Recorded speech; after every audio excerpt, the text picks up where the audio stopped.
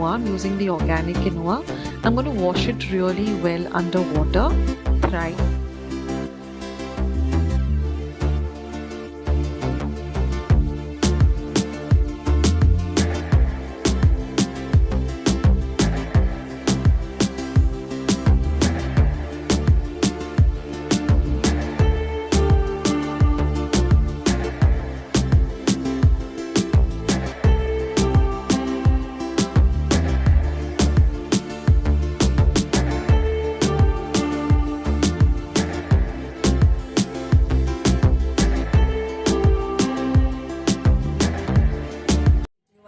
To see more videos like this, then don't forget to leave this video a big thumbs up.